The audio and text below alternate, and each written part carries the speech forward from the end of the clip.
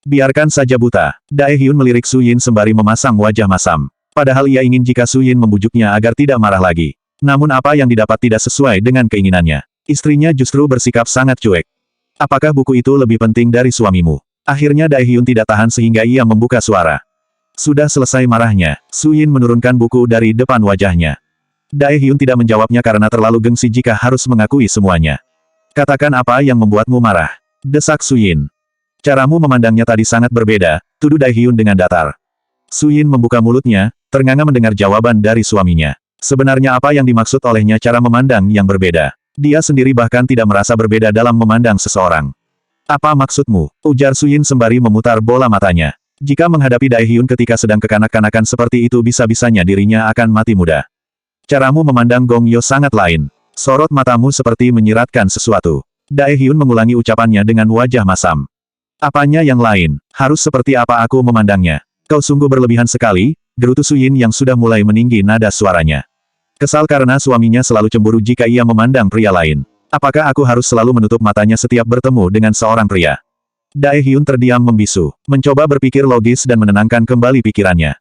Kalau kau tidak ingin aku melihat pria lain, sekarang juga kita pergi ke dokter mata, ujar Su Yin dengan dada yang naik turun menahan emosi dan mulai frustasi menghadapi suaminya. Untuk apa? Apa matamu terasa sakit? Ujar Dae Hyun yang panik mendengar Su Yin mengajak ke dokter mata. Biar dokter mencungkil bola mataku sekalian. Daripada kau harus marah setiap aku memandang pria lain. Biarkan saja aku menjadi buta, mungkin itu membuat perasaanmu terasa lega dan tidak merasa cemburu lagi, ujar Su Yin sembari mendengus kesal. Dae Hyun segera menepikan mobilnya ke sisi jalan. Kemudian menundukkan kepalanya hingga beberapa saat. Lalu menutupi wajahnya dengan kedua tangan. Berharap rasa bodoh yang selalu dirasakannya segera berakhir. Kenapa berhenti? Ayo kita lanjutkan perjalanan ke rumah sakit. Aku tidak masalah harus buta, yang terpenting kau merasa bahagia, tukas Su Yin sembari mengguncang tubuh Dae Hyun karena dirinya sudah kehilangan akal sehatnya menghadapi suaminya. Dae Hyun perlahan menegakkan kepalanya lalu menoleh dengan tatapan sendu ke arah istri kecilnya dengan penuh rasa penyesalan. Sungguh menyesal dirinya bisa selalu bersikap sebodoh itu. Sayang, maafkan aku, ucap Dae Hyun lirih dengan nada sendu. Ketakutannya yang terlalu berlebihan kehilangan Su Yin membuatnya terus berpikiran buruk jika istrinya memandang pria lain. Sudah berapa kali kau meminta maaf? Lama-lama aku juga lelah, selalu saja menghadapi kecemburuanmu yang berlebihan. Aku ingin kau percaya padaku dan hubungan kita tetap tenang, ujar Su Yin untuk mengutarakan isi hatinya.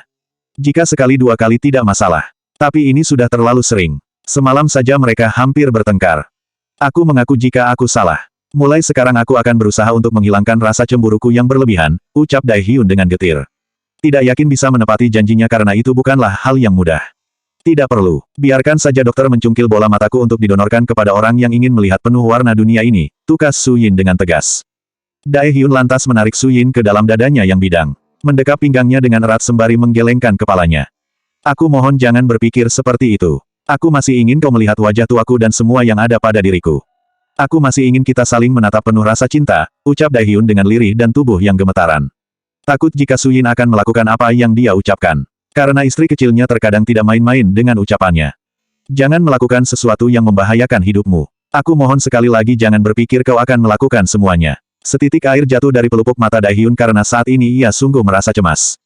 Su Yin menghela nafas panjang kemudian menyandarkan kepalanya di dada bidang sang suami. Untuk melepaskan perasaan lelahnya menghadapi masalahnya di dunia ini. Sayang, jangan diam saja. Aku kali ini berjanji akan berusaha lebih keras lagi, ucap Dae Hyun sembari mengecup puncak kepala Su Yin berulang kali. Tentu saja tidak. Jika aku buta maka kau pasti akan sangat senang bisa melihat gadis lain yang sangat cantik. Su Yin terkekeh geli karena suaminya sudah ketakutan dengan apa yang diucapkannya. Meskipun dirinya terkadang bertindak bodoh tapi tidak mungkin Su Yin akan melakukannya. Akal sehatnya masih berjalan dengan baik. Dae Hyun melepaskan tubuh Su Yin ketika mendengarnya terus terkekeh dan terdengar sangat senang. Ada perasaan lega sekaligus sedikit kesal karena Su Yin telah menipunya. Namun hatinya merasa lega karena Su Yin tidak serius dengan ucapannya. Jadi, kau menipuku. Dae Hyun mencubit ujung hidung Su Yin dengan pelan. Gemas karena sudah berhasil membuatnya sangat ketakutan dan hampir saja menangis. Itulah akibatnya jadi seorang suami yang terlalu cemburu. Tidak ada salahnya memberi pelajaran sedikit, ucap Su Yin di sela rasa ingin tertawanya yang tidak mau berhenti. Kau memang keterlaluan. Dae Hyun menggelitiki pinggang Su Yin hingga ia menggeliat dan terus tertawa sangat renyah. Dae Hyun, hentikan, ucap Su Yin dengan nafas terengah-engah karena pinggangnya sangat geli. Itulah akibatnya menjadi istri kecil yang suka menipu dan hampir membuatku mati karena jantungan. Dae Hyun ikut tertawa tanpa menghentikan aksinya. Hingga akhirnya tubuh Suyin benar-benar terasa lemas karena terus tertawa. Cukup, ujarnya yang menyandarkan kepalanya di bahu Daehyun.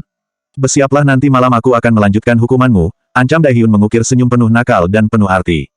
Hukuman apa lagi? Ujar Suyin sembari menengadahkan wajahnya memandang Daehyun. Hukuman manis yang akan membuatmu melayang hingga langit ketujuh, bisik Daehyun dengan sensual dan menggigit ujung telinga Suyin pelan.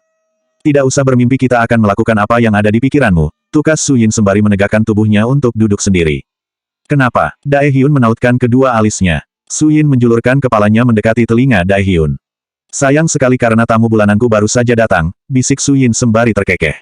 Lalu duduk kembali seperti semula. Wajah Daehyun yang tadinya sudah berbinar kini menjadi masam kembali. Sungguh waktu yang tidak tepat, gerutu Daehyun dengan perasaan tidak bersemangat. Sabarlah, kau hanya perlu menunggu seminggu lagi, ujar Suyin. Seminggu itu rasanya seperti setahun. Aku bahkan sudah menunggu sejak seminggu yang lalu, gerutu Daehyun yang tidak bisa berbuat apa-apa. Bab 457 ingin bahagia seperti yang lain. Daehyun membawa Suyin ke sebuah tempat yang akan menjadi restoran mereka. Semuanya sudah tertata dengan rapi. Tinggal acara pembukaan dan peresmian saja yang rencananya akan dibukakan malam ini. Tidak ingin mengundur terlalu lama karena semuanya sudah dipersiapkan hampir 100% oleh Chang Yuan. Untuk apa kita datang kemari? Ujar Suyin sembari mengamati gedung yang ada di depannya. Mereka masih berada di dalam mobil. Sekarang turunlah terlebih dahulu, nanti kau juga akan mengetahuinya, ajak Daehyun kemudian turun dari mobil. Suyin terus mengamati gedung itu dari luar hingga tanpa sengaja ia melihat seorang di dalam. Jin, gumam Suyin dengan wajah berbinar karena jika diingat sudah agak lama tidak bertemu dengan sahabatnya itu. Mereka bertemu ketika Jin masih berada di rumah sakit. Suyin terlebih berjalan mendahului Daehyun dengan pandangan tertuju di dalam gedung yang bisa terlihat dari luar. Matanya langsung terbelalak lebar melihat deretan kursi yang tertata dengan rapi bersama meja di tengah-tengah. Sayang, apakah ini restoran kita? Tebak Suyin dengan penuh rasa semangat yang menggelora. Sahut Daehyun sembari menganggukkan kepalanya. Hatinya merasa tersentuh melihat wajah Suyin yang berbinar. Apa nama restoran ini? Ujar Suyin sembari berjalan ke arah Jin. Apakah Flower Restaurant? Bagus. Ujar Daehyun agar Suyin menilai. Nama itu dibuat karena Suyin sangat menyukai bunga dan sesuai tema. Tentu saja, sahut Suyin dengan anggukan kepalanya. Restoran itu mengambil tema keindahan alam hingga beberapa sudut Daehyun meminta anak buahnya untuk meletakkan beberapa pohon tanaman bunga yang indah. Tempatnya juga didesain agar bisa membuat nyaman para pengunjung. Tak lupa juga agar Suyin merasa betah dan senang karena di sisi luar restoran sudah dipenuhi dengan banyak tanaman bunga. Suyin lantas mempercepat langkahnya menghampiri sahabatnya kemudian memeluknya begitu erat. Jin, aku sangat merindukanmu. Suyin, jangan terlalu erat. Aku tidak bisa bernafas, tukas Jin yang dadanya terasa sangat sesak akibat pelukan Suyin. Maaf, aku hanya terlalu senang akhirnya aku bisa bertemu denganmu lagi setelah beberapa hari belakangan, ujar Suyin sembari mengendurkan pelukannya. Jin, apa kau tidak enak badan? Wajahmu terlihat pucat, imbu Suyin sambil mengamati wajah Jin yang tidak terlihat seperti biasanya. Bibirnya tampak tidak berwarna serta tulang pipi yang sekarang terlihat jelas. Tidak, aku sungguh baik-baik saja. Aku hanya beberapa hari ini tidak nafsu makan, sanggah Jin. Dirinya juga tidak tahu apa yang terjadi pada dirinya. Jin, ayo kita periksa ke dokter. Aku tidak ingin terjadi sesuatu kepadamu, ujar Suyin dengan nada sendu. Aku sungguh baik-baik saja, mungkin karena cuaca tidak baik sehingga nafsu makanku berkurang. Jin melebarkan senyumnya agar Suyin percaya jika saat ini dirinya baik-baik saja. Ya sudah, sejak kapan kau datang kemari? Ujar Suyin ingin tahu karena suaminya bahkan tidak mengatakan jika di sana restoran mereka. Sudah seminggu yang lalu aku di sini membantu asisten Chang menyiapkan semuanya, sahut Jin. Bagaimana hubungan kalian? Ujar Suyin menelisik ingin mencari tahu jika Jin sudah melupakan Kim Soo-hyun. Hubungan apa? Tanya Jin tidak mengerti. Apakah asisten Chang mengatakan sesuatu kepadamu? Bisik Suyin dengan senyum menggoda. Jin menjawab dengan jujur dengan menggelengkan kepalanya. Sayang sekali, gumam Suyin lirih. Sebenarnya apa yang kau pikirkan? Tuduh Jin karena sepertinya Suyin memikirkan sesuatu yang lain. Kukira asisten Chang susah mengatakan perasaannya kepadamu, ujar Suyin meringis sembari menggaruk kepalanya bagian belakang. Suyin, berhentilah berpikir seperti itu. Asisten Chang tidak pernah menyukaiku sehingga tidak mungkin akan mengatakan apapun tentang perasaannya, ujar Jin sembari menghela nafas berat kemudian wajahnya tertunduk lesu. Mana mungkin asisten Chang mau dengan gadis yang sudah ternoda seperti dirinya, ujar Jin dalam hati dengan perasaan sesak di dadanya. Setiap malam ia harus mengalami insomnia karena berhalusinasi merasakan betapa sakitnya malam itu. Jin, Suyin meletakkan telapak tangannya di depan wajah Jin karena ia justru malah melamun. Apa aku salah bicara? Suyin menyesal sudah menggodanya karena sepertinya sampai detik ini Jin belum melupakan Kim Soo-hyun. Ah, Tidak, sebaiknya kita lanjutkan pekerjaan kembali karena nanti malam restoran akan resmi dibuka. Ajak Jin agar Su Yin tidak berpikiran macam-macam. Nanti malam, apakah sudah ada kokinya? Dae Hyun bahkan sama sekali tidak memberitahuku. Aku sungguh merasa tidak berguna sebagai seorang istri, ujar Su Yin sembari mengerucutkan bibirnya. Jangan marah, mungkin Tuan Dae Hyun ingin memberikan kejutan untukmu sehingga ia tidak mengatakan apapun, ujar Jin untuk memberikan pengertian kepada sahabatnya Yabek masih labil. Jangan sampai mereka bertengkar hanya sebuah kesalahpahaman. Mungkin, sebaiknya aku menyusulnya ke dalam, ujar Su Yin kemudian membalikkan tubuhnya untuk melihat di mana keberadaan suaminya saat ini. Su Yin memandang ke sekeliling restoran, ternyata Dae Hyun sedang berdiri di sudut sedang menelepon seseorang sehingga Su Yin lantas menghampirinya. Dae Hyun terdengar tengah mengobrol dengan seorang pria. Ia lantas menoleh ke arah Su Yin ketika melihatnya datang kemudian merengkuh punggungnya dari samping. Kalau begitu jangan lupa nanti malam kau harus sudah datang, ujar Dae Hyun kemudian menutup teleponnya. Kau berbicara dengan siapa? Ujar Su Yin dengan rasa ingin tahu dan sangat penasaran. Tidak usah cemburu dan marah karena aku baru saja menghubungi temanku yang baru saja pulang dari luar negeri. Dia mencari pekerjaan di Seoul sebagai koki. Kebetulan sekali restoran kita sedang membutuhkan sehingga aku memintanya bekerja di sini, terang Dae Hyun. Siapa yang cemburu? Aku hanya ingin tahu siapa yang kau hubungi, tukas Su Yin sembari menyipitkan matanya. Dasar pembohong, ujar Dae Hyun lalu mencubit kedua pipi Su Yin karena sangat gemas dengan istri kecilnya. Ngomong-ngomong menu apa saja yang tersedia di sini? Ujar Su Yin. Makanan utamanya seafood tapi kau bisa menambahkan apapun yang kau suka ke dalam daftar menu, sahut Dae Hyun. Jika menuruti kesukaanku, mungkin aku akan menyukai segala jenis makanan, ujar Su Yin sembari terkekeh karena dirinya memang memakan segalanya. Jadi kau ini kategori apa? Goda Dae Hyun. Aku kategori omnivora yang memakan segala jenis, sahut Su Yin diikuti suara tawa renyah dari bibirnya. Jin yang masih berdiri tidak jauh dari tempat mereka berada sangat merasa iri dengan kehangatan yang Dae Hyun dan Su Yin ciptakan. Jika boleh meminta dirinya juga ingin hidup bersama seperti mereka yang bahagia meskipun rintangan yang menghadang sangat banyak. Jin hanya tersenyum getir karena tidak mungkin dirinya akan hidup layak memiliki suami seperti yang lain. Orang yang dicintainya tidak menginginkannya sedangkan dirinya sudah ternoda. Rasanya untuk hidup bahagia seperti mereka hanyalah sebuah angan-angan belaka. Bab 458 Cemburu itu menular. Tak terasa malam telah datang, Flower Restaurant baru saja resmi dibuka. Banyak pengunjung langsung berdatangan karena restoran memang mengadakan diskon untuk setiap pembelian menu tertentu dan di atas harga tertentu pula. Menu seafood cukup digemari sehingga para pengunjung penasaran ingin mencicipinya. Berharap menemukan rasa yang cocok dengan lidah mereka. Semua orang sibuk dengan pekerjaannya masing-masing. Jin dan Su Yin bekerja sebagai pelayan membantu yang lain. Sedangkan Dae Hyun bersama Kim Ji Won sebagai koki yang bertugas menyiapkan hidangan. Untuk Chang Yuan, ia bertugas sebagai manajer restoran sesuai apa yang diperintahkan oleh Dae Hyun.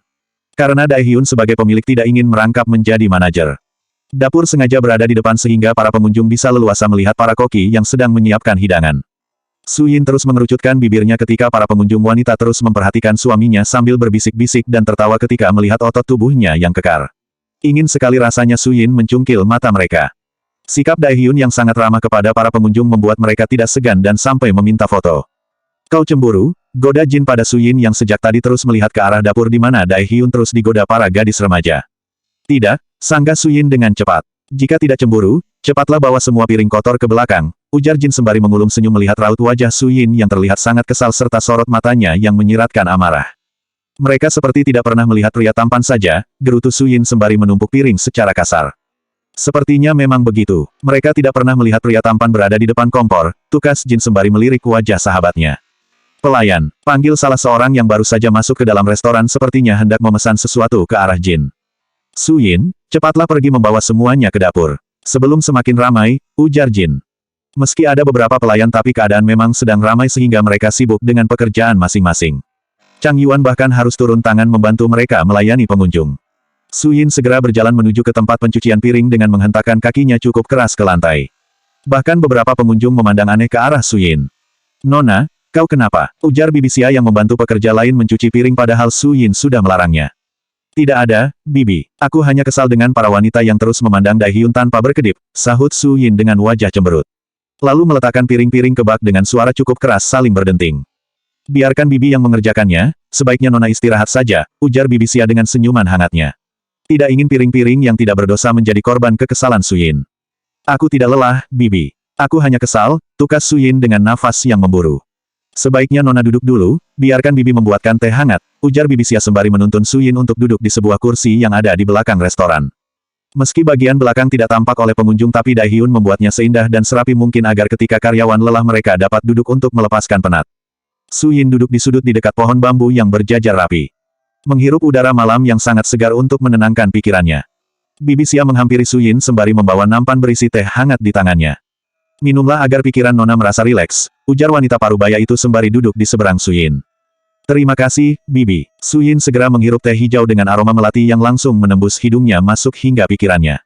Semoga restoran ini akan tetap ramai selamanya, ujar Bibi Xia dengan penuh harap. Jika usaha Daehyun sukses dirinya juga ikut merasa sangat senang. Itu sebabnya Bibi Xia ingin malam ini ikut membantu acara pembukaan yang ternyata sangat ramai. Kami juga berharap begitu, sahut Su Yin setelah menyeruput sedikit teh hangat yang terasa sangat segar. Apa Nona lelah? Jika lelah sebaiknya Nona pulang saja untuk istirahat. Saran Bibi Xia karena Su Yin hanya tersenyum ketika saat pembukaan saja setelah itu wajahnya ditekuk. Su Yin menggelengkan kepalanya. Tubuhnya tidak lelah sama sekali. Yang sangat lelah justru hatinya. Lalu kenapa Nona memasang wajah cemberut seperti itu? Apa ada masalah? Tanya Bibi Xia hati-hati. Bukan maksud untuk penasaran tapi Bibi Xia berharap setelah Su Yin bercerita maka suasana hatinya akan jauh lebih baik lagi.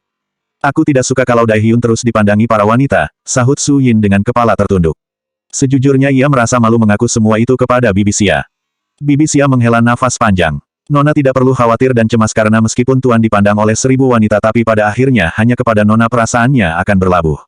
Wajar para wanita merasa kagum dengan penampilan Tuan Daehyun, terang Bibi Xia untuk memberikan pengertian kepada gadis labil di depannya. Aku mengerti tapi tetap saja aku tidak bisa. Su Yin menutupi wajahnya dengan kedua telapak tangannya. Berusaha berpikir positif. Tadi suaminya yang bersikap kekanak-kanakan tapi kenapa sekarang justru dirinya yang tertular? Apakah sifat cemburu berlebihan itu memang menular? Cemburu itu sangat wajar. Itu artinya Nona sangat mencintai Tuan Daehyun tapi jika terlalu berlebihan itu juga tidak baik. Takutnya akan mengganggu keharmonisan hubungan kalian, saran Bibi Xia sebagai seorang yang sudah lama menjalani manis pahitnya kehidupan. Lalu, bagaimana caranya agar aku tidak bersikap berlebihan? Aku juga tidak ingin merasakannya karena bagiku itu sangat sakit, tukas Su Yin yang sudah membuka telapak tangannya dari wajah.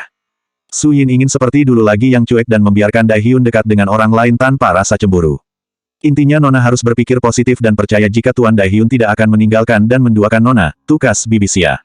Berharap semoga saja caranya ini berhasil membuat Su Yin tidak uring-uringan lagi. Baiklah, Bibi. Aku akan mencobanya sebisa mungkin, ujar Su Yin dengan penuh tekad.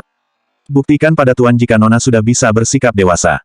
Su Yin menganggukkan kepalanya. Sekarang hatinya sudah merasa lega setelah menceritakan semuanya pada Bibi Xia. Terima kasih, Bibi. Sudah mau mendengarkan keluh kesahku, ucap Su Yin dengan tulus. Dengan senang hati, Nona. Ia sudah Bibi ke dalam untuk membantu yang lain, pamit Bibi Xia untuk kembali ke dalam. Su Yin tidak langsung masuk ke dalam. Memilih menikmati indahnya bintang di malam ini yang bertaburan di langit. Baiklah, aku sekarang tidak boleh bersikap kenakan lagi, gumam Su Yin sembari menghirup nafas dalam-dalam lalu mengeluarkannya dari mulut dengan pelan. Bab 459 Jangan membuat iri. Setelah setengah jam berada di luar, akhirnya Su Yin masuk kembali ke dalam restoran. Ternyata masih ramai pengunjung padahal jam sudah menunjukkan pukul 10 malam lebih. Su Yin berjalan ke dapur untuk mendekati Daehyun yang sedang berkutat pada masakannya. Terlihat keringat sudah membanjiri dahinya. Sehingga Su Yin membantu mengusapnya menggunakan tisu. Sayang, istirahatlah jika lelah, ucap Su Yin sembari mengusap peluk keringat di dahi suaminya. Melihatmu tersenyum begitu manis membuat lelahku hilang, goda Daehyun hingga membuat pipi Su Yin memerah. Tidak usah membual, tukas Su Yin dengan pipi yang terasa panas. Para pengunjung wanita merasa iri melihat kedekatan mereka yang memang tampak jelas dari kursi pengunjung. Untuk apa aku berbohong? Aku mengatakan yang sebenarnya, ucap Daehyun seraya tersenyum. Andaikan tidak ada orang pasti sudah memeluknya. Jika kalian ingin bermesraan pergilah ke dalam. Aku tidak bisa memasak dengan baik saat suasana hatiku jelek karena melihat kalian berduaan, sindir Kim Ji-won yang sedang memasak.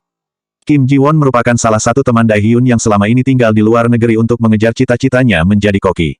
Namun pada akhirnya ingin kembali ke Korea. Tadinya Kim Ji-won sangat terkejut mendengar pengakuan Daehyun mengatakan jika Su Yin adalah istrinya. Mengingat umur mereka yang terlampau begitu jauh. Sekarang justru Kim Ji-won merasa mual karena sikap manis Su Yin pada Daehyun sangat berlebihan. Istrinya saja yang seusianya tidak bersikap berlebihan seperti itu. Katakan saja jika kau iri, sindir Daehyun sembari memicingkan matanya. Sebaiknya aku kembali membantu yang lain. Maaf, sudah mengganggu kalian, pamit Su Yin sebelum terjadi kekacauan karena kehadirannya. Sehingga ia langsung bergegas pergi dari dapur karena merasa tidak enak hati pada Kim Ji-won. Sayang, tunggu, panggil Daehyun tapi sayang sekali karena istrinya sudah pergi. Ini semua gara-gara ucapanmu, tuduh Daehyun. Kenapa Hao menyalahkanku? Aku hanya kasihan melihat pengunjung yang tidak membawa pasangannya. Pasti mereka tersiksa melihat keromantisan kalian berdua. Jika ingin berdua pergi saja kalian ke dalam kamar, sindir Kim Ji-won dengan pandangan fokus ke wajahnya. Bilang saja kau iri karena istrimu sangat kaku dan dingin, ujar Dae-hyun seraya terkekeh. Sudahlah, tidak usah membicarakan rumah tanggaku. Lebih baik kita fokus memasak. Ngomong-ngomong sepertinya kau lebih pintar memasak daripada istri kecilmu itu, tukas Kim Ji-won.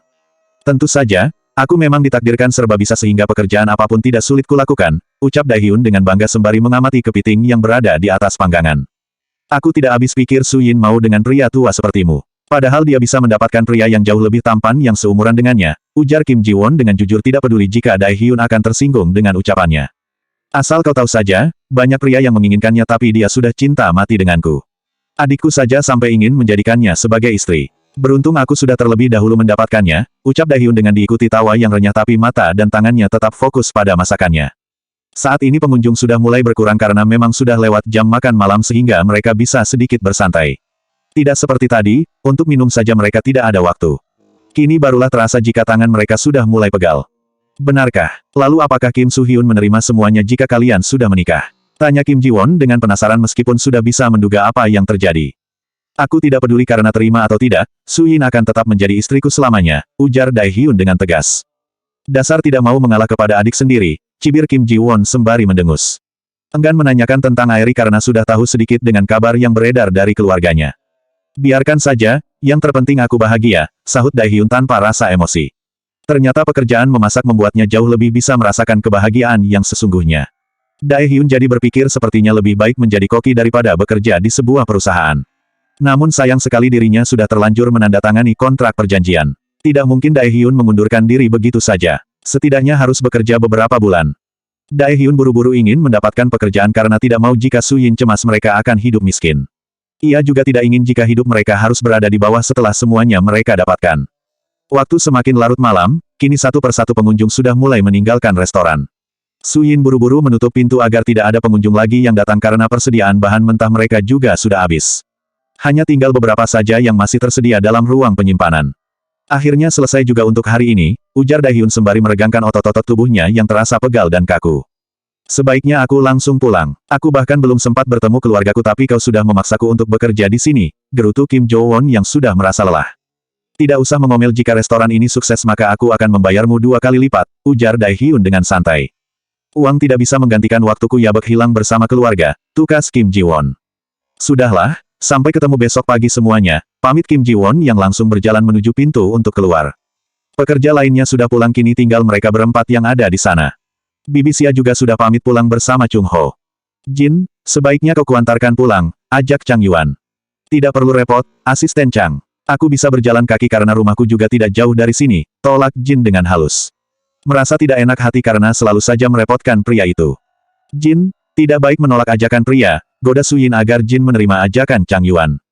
Mulai sekarang jangan memanggil dengan sebutan asisten karena sekarang Chang Yuan sudah resmi menjadi manajer restoran ini, tukas Dae-hyun. Benar, aku hampir saja lupa, ujar Su Yin. Selamat jabatan barumu, manajer Chang, ujar Su Yin seraya mengulurkan tangan untuk memberikan ucapan selamat. Nona, tidak usah terlalu berlebihan. Ini semua karena kebaikan Tuan Dae-hyun, ujar Chang Yuan yang merasa malu karena sebutan manajer baginya masih terlalu asing. Tidak usah sungkan, mudah-mudahan kau bisa membawa restoran ini semakin sukses, ujar Dae-hyun. Sekali lagi terima kasih atas kebaikan Anda selama ini, Tuan, ucap Chang Yuan dengan rasa haru karena sadar jika tidak bertemu dengan Dae-hyun mungkin dirinya masih menjadi gelandangan dan tidak akan bisa membahagiakan keluarganya di desa. Kau pantas mendapatkannya, Dae-hyun menepuk pundak Chang Yuan. Ya sudah, sebaiknya kita pulang, lanjut Dae-hyun karena kantuk sudah mulai datang. Bab 460 Tamu Bulanan. Su Yin menyandarkan kepalanya di bahu Dae-hyun yang tengah fokus menyetir. Tubuhnya cukup lelah karena berjalan ke sana kemari melayani pengunjung restoran. Kakinya juga terasa pegal dan memerah terkena sepatu yang menggores tumitnya. Sayang, apakah kau sangat lelah? Dae-hyun merengkuh pinggang Su Yin ke dalam pelukannya dengan sebelah tangan. Sedikit, sahut Su Yin sembari menguap karena memang kelopak matanya sudah terasa cukup berat. Mulai besok tidak usah ikut bekerja. Kau adalah Nyonya Dae-hyun, tidak seharusnya kau melayani para tamu karena kau hanya boleh melayaniku saja, ujar Dae-hyun seraya terkekeh. Kau juga seharusnya hanya melayaniku saja tapi kau justru memasak untuk banyak orang terutama semua wanita itu, gerutu Su Yin.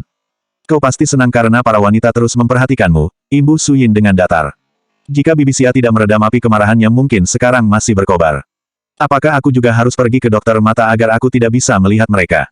Ujar Daehyun sembari terkekeh. Mengingat ucapan Su Yin ketika siang tadi. Pergilah, jika kau ingin menyesal karena tidak bisa melihat wajahku yang imut ini, sahut Su Yin dengan nada enteng dan penuh percaya diri. Kau memang gadis nakal. Lihatlah setelah sampai rumah aku akan memberi perhitungan kepadamu, ucap Daehyun yang semakin mengeratkan pelukannya. Memangnya apa yang akan kau lakukan? Kita juga tidak bisa berbuat apapun, ujar Su Yin sembari mengulum senyum. Tamu bulananmu memang sangat menyebalkan. Datang di saat waktu yang tidak tepat, gerutu Daehyun sembari mendengus kesal. Niatnya memberikan hukuman manis kepada Su Yin jadi terhambat. Bagaimana luka di wajahmu? Apakah masih terasa sakit? Su Yin menegakkan tubuhnya agar bisa memandang wajah Daehyun di bawah cahaya lampu yang remang-remang. Obat yang dioleskan untuk mengobati luka di wajah Daehyun bekerja dengan baik. Sehingga meskipun masih terasa sedikit nyeri tapi bekasnya tidak terlalu tampak. Su Yin juga sedikit mengaplikasikan make up untuk menyamarkan lukanya meski Daehyun awalnya menolak keras. Sedikit, tapi sudah tidak seberapa sakitnya dibandingkan melihat fotomu bersama pria itu, ucap Daehyun dengan jujur. Baginya luka di hati lebih sulit disembuhkan daripada luka di tubuhnya yang tidak seberapa. Kau memang raja membual, ujar Su Yin sembari memutar bola matanya. Kau malam ini tidak pulang ke UN Village. Yeon Ho pasti sejak tadi mencarimu, imbu Su Yin sembari menghela nafas panjang. Aku tadi sudah mengatakan jika mungkin tidak akan pulang. Kuharap Airi tidak mengganggu hubungan kita lagi setelah mengira jika kita bertengkar. Ada sedikit keuntungan yang didapat setelah Airi melihat Su Yin bersama Gong Yo. Apakah dia akan dengan mudah percaya begitu saja? Su Yin merasa ragu jika Airi tidak akan mencari tahu lebih jauh lagi. Aku juga tidak yakin. Sudahlah, tidak perlu mencemaskannya. Aku akan memilihmu meskipun rintangan banyak yang menghadang. Su Yin menganggukkan kepalanya, tidak ingin memikirkan sesuatu yang tidak perlu. Semoga tidak mendapatkan masalah lagi setelah ini. Tidak lama kemudian mereka sudah sampai di Villa Pyeongchangdong. Su Yin mandi terlebih dahulu lalu kemudian membaringkan tubuhnya di ranjang dengan memakai lingerie seksi berwarna hijau. Dengan sengaja ingin menggoda suaminya. Daehyun keluar dari kamar mandi setelah membersihkan diri dan mengganti pakaiannya. Ia memandang Su Yin yang sudah terpejam di ranjang. Raut wajahnya terlihat sangat kelelahan. Sayang, aku ingin selamanya kau mencintaiku dan menyayangiku hingga nanti aku menua. Jangan pernah meninggalkanku, karena mungkin aku tidak akan sanggup hidup tanpamu, ucap Daehyun. Lalu mendaratkan bibirnya di kening Su Yin hingga beberapa saat. Kau selalu saja nakal dengan menggodaku terus-menerus, ujar Daehyun ketika melihat bagaimana terbukanya pakaian yang dikenakan Su Yin. Daehyun meraih selimut yang terletak di ujung ranjang lalu membentangkan untuk menutupi tubuh Su Yin. Jangan sampai dirinya tergoda untuk melakukan hal yang lebih jauh lagi. Daehyun kini berdiri di depan cermin untuk melihat wajahnya yang masih sedikit ada luka memar.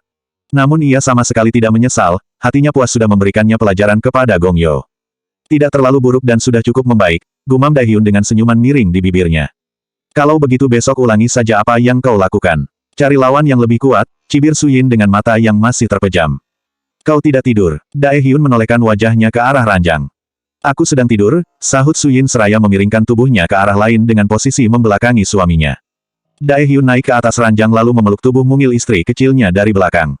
Jika mengingat harus seminggu lagi menahan hasratnya, rasanya sudah tidak tahan. Bagaimanapun juga dirinya adalah pria yang sangat normal. Sayang, apa kau benar-benar sedang ada tamu bulanan? Bisik Daehyun diceruk sang istri dengan sensual hingga nafas yang keluar dari bibirnya mulai menggelitik di leher Su Yin. Memastikan jika Su Yin tidak membohonginya. Haruskah aku memperlihatkan kepadamu? Ujar Su Yin. Aku tidak tahan jika harus menunggu seminggu lagi, ujar Daehyun dengan helaan nafas berat yang sangat terdengar. Menyingkirlah. Tidak usah menggangguku. Su Yin menggerakkan bahunya agar Daehyun menyingkir karena sudah membuatnya tidak nyaman. Menyebalkan, gerutu Daehyun sembari membalikkan tubuhnya membelakangi Su Yin. Tak ingin kelewat batas tanpa ada penyelesaian yang sempurna. Su Yin mengulum senyum ingin tertawa karena sudah berhasil menipu suaminya. Sebenarnya ia berbohong mengenai tamu bulanannya yang sama sekali tidak benar. Su Yin membalikkan tubuhnya menghadap Daehyun yang membelakanginya kemudian memeluk pinggangnya dengan erat. Tangannya mulai meraba perutnya yang bidang dengan otot-otot kekar yang bisa teraba dengan jelas pada telapak tangannya. Baru saja Su Yin menyentuhnya, Daehyun langsung merasakan getaran dan gelayar cukup hebat di sekujur tubuhnya. Sayang, tidurlah. Aku takut tidak bisa mengendalikan diriku, ucap Daehyun dengan suara parau. Sebisa mungkin berusaha memejamkan matanya. Biarkan saja, Su Yin justru semakin menyembunyikan kepalanya di bagian leher belakang suaminya. Dengan sengaja menghembuskan nafas agar mengalirkan sensasi tersendiri bagi Daehyun yang memang sudah mulai terpancing meski pria itu sebisa mungkin menahannya. Jangan menggodaku terus, larang Daehyun dengan mata yang sudah terpejam dan nafas yang memburu. Memangnya kenapa? Bukankah kita suami istri? Ucap Su Yin sembari mengulum senyum. Tangannya yang nakal mulai bergerak menyusuri bagian tubuh Daehyun yang lebih sensitif lainnya. Daehyun tetap pada posisinya. Sebisa mungkin tidak terpancing godaan Su Yin yang hanya memberikan harapan palsu untuknya. Selanjutnya bab 461 akibat dari menipu 21+.